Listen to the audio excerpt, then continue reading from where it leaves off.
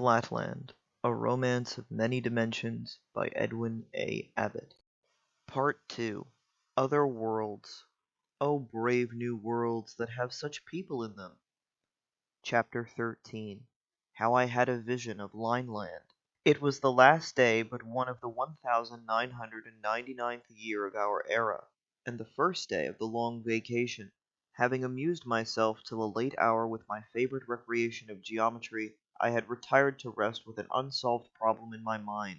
In the night I had a dream. I saw before me a vast multitude of small straight lines, which I naturally assumed to be women, interspersed with other beings still smaller and of the nature of lustrous points, all moving to and fro in one and the same straight line, and as nearly as I could judge, with the same velocity. A noise of confused, multitudinous chirping or twittering issued from them at intervals as long as they were moving, but sometimes they ceased from motion, and then all was silence. Approaching one of the largest of what I thought to be women, I accosted her, but received no answer.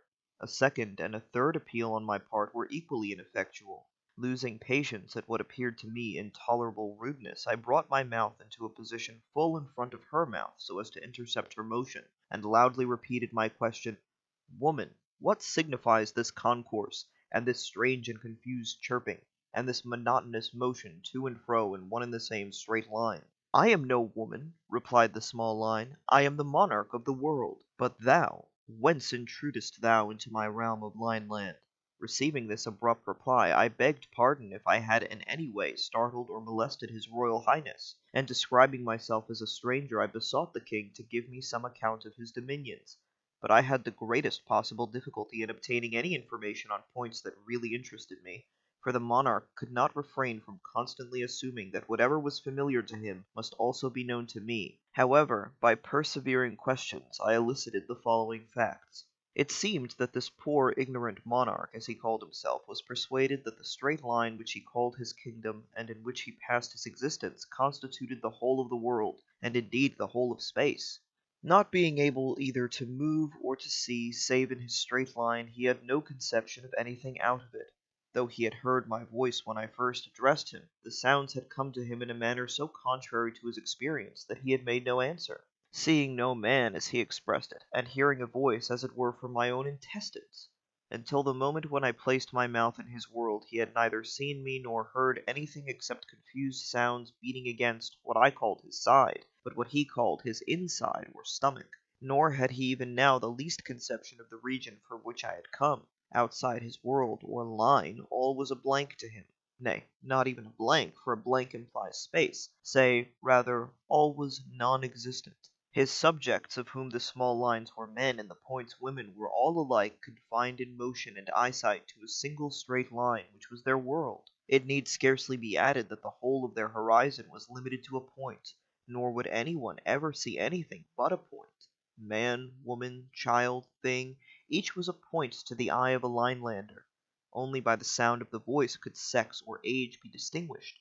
Moreover, as each individual occupied the whole of the narrow path, so to speak, which constituted his universe, and no one could move to the right or left to make way for passers-by, it followed that no Linelander could ever pass another. Once neighbors, always neighbors. Neighborhood with them was like marriage with us.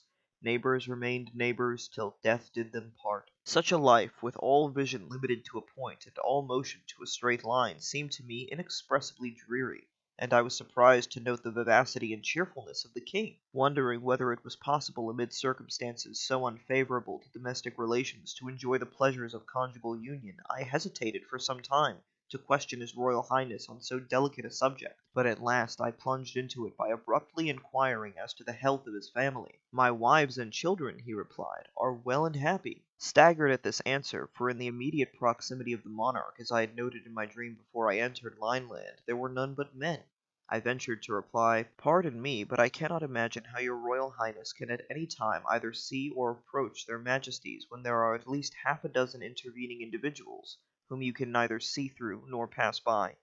Is it possible that in Lineland proximity is not necessary for marriage and for the generation of children?" "How can you ask so absurd a question?" replied the monarch. "If it were indeed as you suggest, the universe would soon be depopulated." No, no. Neighborhood is needless for the union of hearts, and the birth of children is too important a matter to have been allowed to depend upon such an accident as proximity. You cannot be ignorant of this. Yet since you are pleased to affect ignorance, I will instruct you as if you were the veriest baby in Lineland. Know then that marriages are consummated by means of the faculty of sound in the sense of hearing. You are of course aware that every man has two mouths or voices as well as two eyes, a bass at one, and a tenor at the other of his extremities. I should not mention this, but that I have been unable to distinguish your tenor in the course of our conversation. I replied that I had but one voice, and that I had not been aware that his Royal Highness had two. That confirms my impression, said the king, that you are not a man, but a feminine monstrosity with a bass voice and an utterly uneducated ear. But to continue, nature having herself ordained that every man should wed two wives. Why two? asked I. You carry your affected simplicity too far, he cried. How can there be a completely harmonious union without the combination of the four in one, the bass and tenor of the man and the soprano and contralto of the two women? But supposing, said I, that a man should prefer one wife or three? It is impossible, he said. It is as inconceivable as that two and one should make five, or that the human eye should see a straight line. I would have interrupted him, but he proceeded as follows. Once in the middle of each week a law of nature compels us to move to and fro with a rhythmic motion of more than usual violence, which continues for the time you would take to count 101. In the midst of this choral dance at the 51st pulsation, the inhabitants of the universe pause in full career, and each individual sends forth his richest, fullest, sweetest strain. It is in this decisive moment that all our marriages are made. So exquisite is the adaptation of bass to treble, of tenor to contralto, that oftentimes the loved ones, though 20,000 leagues away, recognize at once the responsive note of their destined lover, and penetrating the paltry obstacles of distance, love unites the three. The marriage in that instant consummated results in a threefold male and female offspring which takes its place in Lineland. What?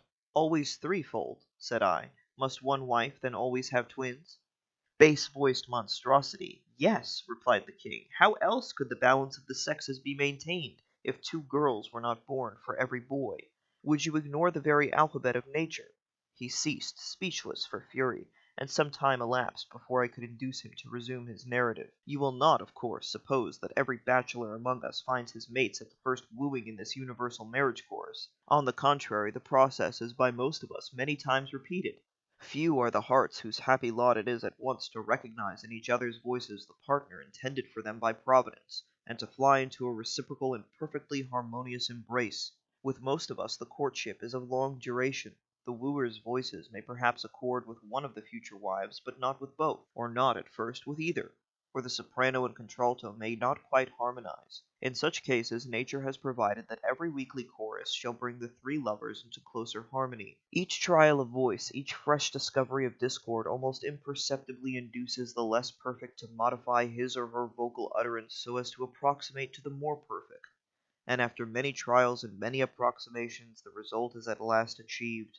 There comes a day at last when, while the wonted marriage chorus goes forth from universal Lineland, the three far-off lovers suddenly find themselves in exact harmony, and before they are awake the wedded triplet is wrapped vocally into a duplicate embrace, and nature rejoices over one more marriage and over three more births.